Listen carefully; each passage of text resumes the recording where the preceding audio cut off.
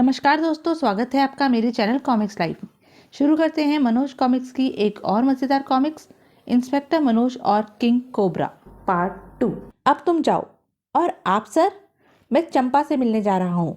इतना कहे inspector Manoj jeep में बैठ वहाँ से प्रस्थान कर गया। तब हवलदार भी दरबान को साथ ले थाने की ओर चल दिया। जग्गू जानता था कि चंपा उसे कहाँ मिलेगी। वह सीधे धूमपुर गांव पहुंच गया, जहां चंपा एक छोटे से पुराने मकान में रहती थी। उसने मोटरसाइकिल गन्ने के एक खेत में छुपाकर खड़ी कर दी और वहां से पैदल ही चंपा के घर की ओर चल पड़ा। लगभग 15 मिनट बाद वह चंपा के घर के दरवाजे पर खड़ा था।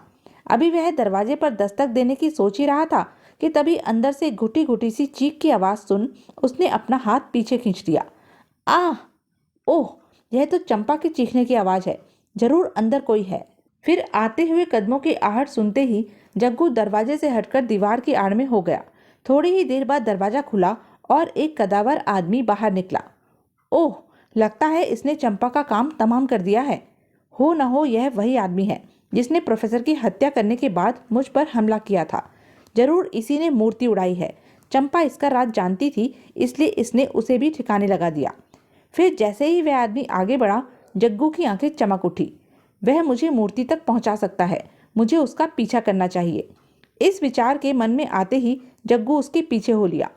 थोड़ी दूर जाकर जग्गू चौंका। ओह! वह मैटाडोर जरूर उस आदमी का इंतजार कर रही है। अगर वह मेरी नजरों से ओझल हो गया तो मेरी खैर नहीं।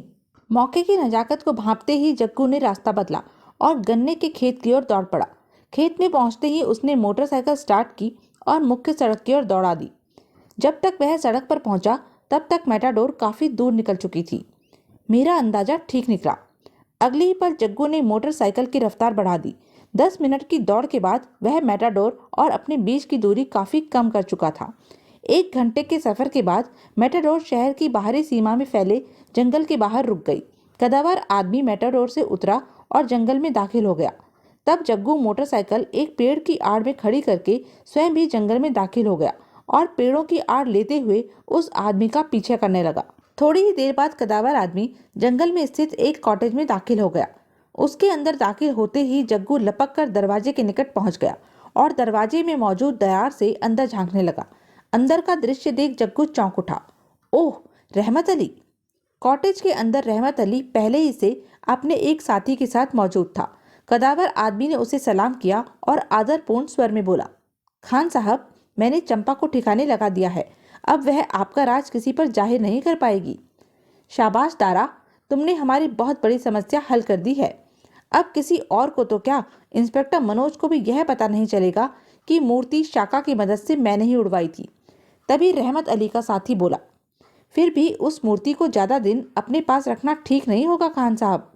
मैं तो कहता हूँ जल्द से जल्द मूर्ति का सौदा कर दीजिए और दौलत बटोर लीजिए। हाँ खान साहब, शाका ठीक कहता है। इंस्पेक्टर मनोज बड़ा खतरनाक आदमी है। जिसके पीछे लग जाता है कब्र से भी ढूंढ निकालता है। हमें हमारा हिस्सा मिल जाए तो हम यह शहर छोड़कर किसी दूसरे शहर चले जाएंगे। घबराओ नहीं, बहुत जल्द तुम लोग मालामाल होने वाले हो। बस टॉमसन को यहाँ पहुँच लेने दो। वह आज रात 9 बजे की फ्लाइट से यहाँ पहुँच रहा है। वह होटल ताज के कमरा नंबर 13 में ठहरेगा। ठीक 12 बजे तुम उसके दरवाजे पर 3 बार दस्तक दोगे और उसे आपके पुराने अड्डे पर लेकर पहुंच जाऊं। हाँ, लेकिन समय में कोई चूक नहीं होनी चाहिए। आप बेफिक्र रहिए खान साहब, मैं ठीक 12 बजे ही मिस्टर टॉमसन के दरवाजे पर दस्तक दूंगा। लेकिन बॉस, मैं टॉमसन को पहचानूंगा कैसे? हम भी उसे नहीं पहचानते, पर उसका कोड वर्ड काला गुलाब है और तुम्हारा सफेद गुलाब। समझ गया। गुड, अब तुम जा सकते हो। रहमत अली का आदेश मिलते ही दारा मुड़ा और कॉटेज की द्वार की ओर बढ़ गया।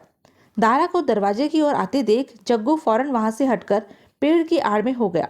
कुछ ही देर बाद दारा कॉटेज से निकला और जिस रास्ते से आया था उसी रास्ते वापस लौट पड़ा। अब मुझे किंग को सारी बातों की जानकारी दे देनी चाहिए, फिर किंग जैसा आदेश देगा वैसा ही करूंगा। यह सोच जग्गू ने जेब से ट्रांसमीटर निकाल किंग कोबरा से संबंध स्थापित किया और उसे रहमत अली, दारा और शाका के बीच हुई बातचीत का ब्यौरा देने के बाद बोला, अब मेरे लिए क्या हुक्म है किंग? जग्गू, तुम्हें टॉमसन बनकर होटल ताज पहुंचना है। लेकिन टॉमसन? वह होटल नहीं पहुंचेगा। तुम टॉमसन के रूप में रहमत अली के अड्डे पर पहुंच जाना और मूर्ति हाथ में आने के बाद मौका पाकर हमें खबर कर देना। लेकिन मूर्ति थमाते ही अगर वह कीमत की मांग कर बैठे तो मैं क्या करूंगा? नहीं मांगेगा। मैं जानता हूं उसने टॉमसन को वहां क्यों बुलाया है। Over and all. इतना कहते ही किंग ने संबंध विच्छेद कर दिया। संबंध विच्छेद होते ही जग्गू ट्रांसमीटर ऑफ कर उसे अपनी जेब के हवाले करने ही जा रहा था कि तभी पीछे से उसके सिर पर डंडे का जोरदार प्रहार हुआ। आह! जग्गू लड़खड़ाकर जमीन पर ढेर हो गया। अब तुझे टॉमसन बनाऊंगा बच्चे, हा हा हा। फिर हवलदार बेहोश जग्गू को कंधे पर उठा वहां से चल दिया। इधर इंस्पेक्टर मनोज हवलदार के लिए चिंतित था। पता नहीं वीर बहादुर कहाँ गायब हो गया। ना तो रहमत अली का कुछ पता है, ना हवलदार का। कहीं वह किसी मुसीबत में न पड़ गया हो।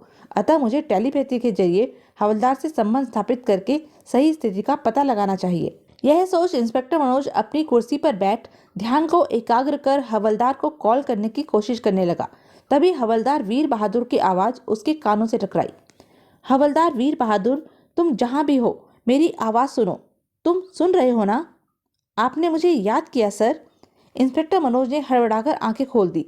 सामने हवलदार को खड़े देख वह कठोर स्वर में बोला, हवलदार, तुम कहाँ मर गए थे? मैं कब से तुम्हारा इंतजार कर रहा हूँ। सर, मैं रहमत अली के मकान पर निगरानी कर रहा था कि अचानक रहमत अली को मैंने कहीं जाते देखा।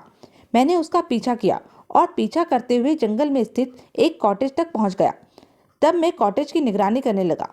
कुछ देर बाद मैंने एक आदमी को कॉटेज में घुसते देखा। थोड़ी ही देर बाद मैंने शहर के कुख्यात बदमाश जग्गू को दरवाजे पर खड़े देखा तो मेरा माथा ठनका और मैं सही मौके का इंतजार करने लगा।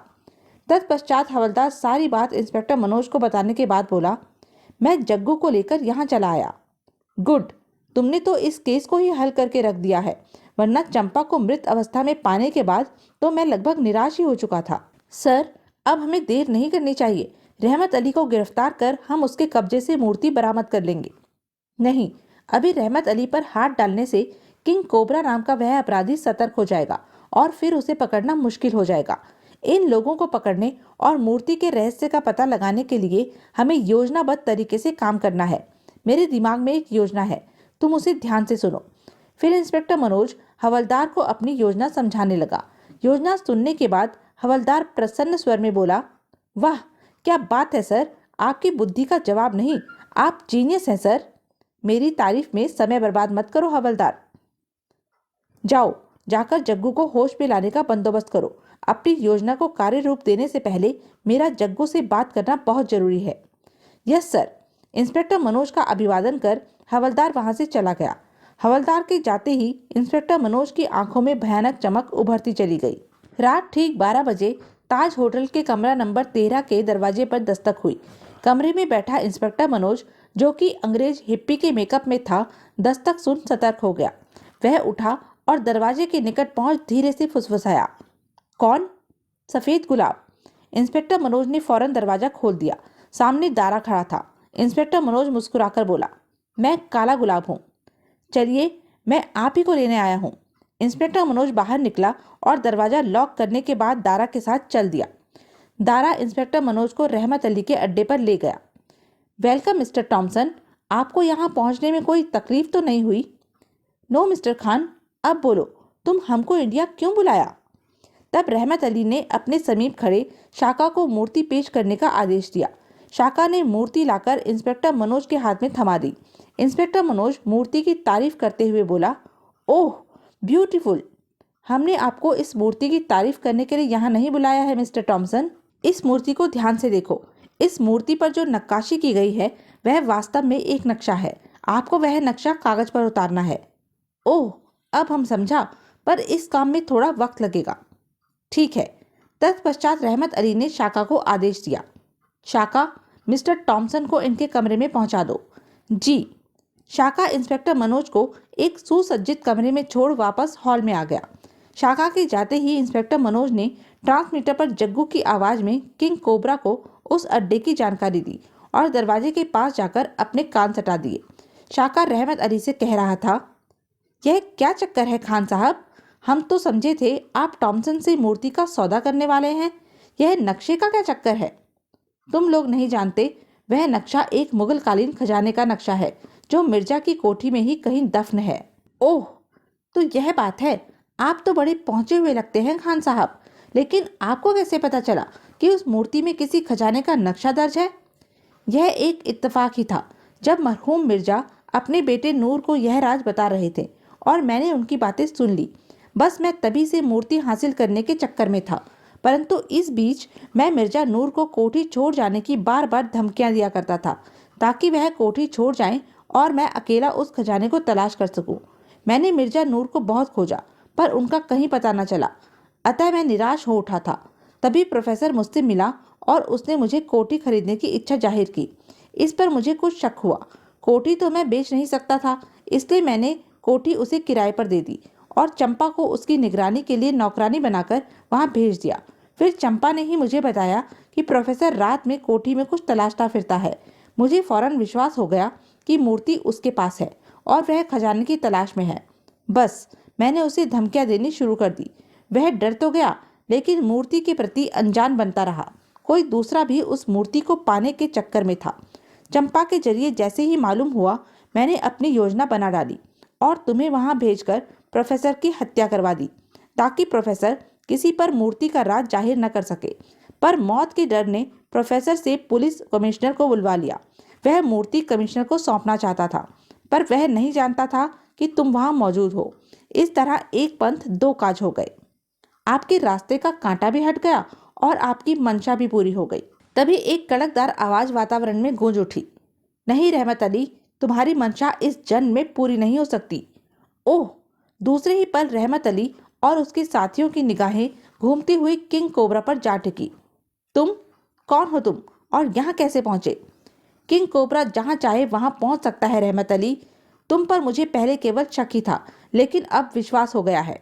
तुम्हारे दिन पूरे हो चुके हैं, मरने के लिए तैयार हो जाओ। तुम्हें मूर्ति चाहिए ना?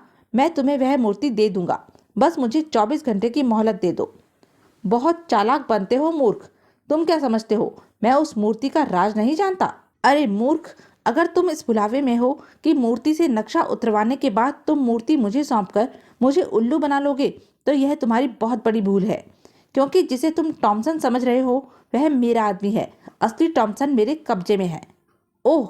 फिर रहमत अली हैरान स्वर में बोला, लेकिन टॉमसन तो मूर्ति का रहस्य नहीं जानता था। फिर तुम्हें नक्शे की जानकारी किसने दी? मेरे मरहूम पिता मिर्जा शकूर ने। क्या? तब किंग कोबरा अपने चेहरे से नकाब उतारते हुए बोला, मुझे पहचानो रहमत अली, तुम्हारी धमकियों की वजह से ही मुझे कोठी छोड़कर भागना पड़ा था। फिर मैं अपने दोस्त प्रोफेसर बुंदेला से मिला और मूर्ति से नक्शा उतारने को कहा। नक्शा उतारने के बाद प्रोफेसर के दिल में लालच आ गया। जब मैं सो रहा था तो उसने मुझ पर हमला किया और मुझे मरा समझकर वीराने में ले जाकर फेंक दिया और मूर्ति लेकर खुद खजाना हासिल करने के लिए यहाँ आ गया, लेकिन मैं बच गया। फिर प्रोफेसर को भ्रम में रखने के लिए मुझे किंग कोबरा का रूप धरना पड़ा। उसके बाद जग्गू और उसकी खोज के बारे में रहमत अली को बताने के बाद मिर्जा नूर बोला, अब तुम्हें तुम्हारे सारे सवालों का जवाब मिल गया होगा कमीने, इसलिए मरने के लिए तैयार हो जाओ। नहीं! तभी गोली चली और मिर्जा नूर का रिवॉल्वर हाथ से छूटकर दूर जा गिरा।